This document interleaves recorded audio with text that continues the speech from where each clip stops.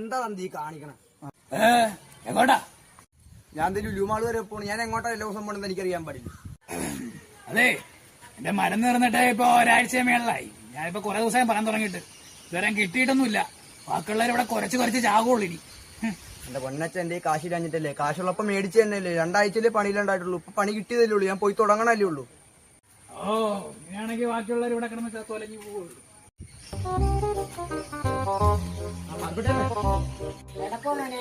സുഖമില്ല, മരുന്ന് വാങ്ങിക്കാൻ. ആ, എടാ കൊച്ചനെ,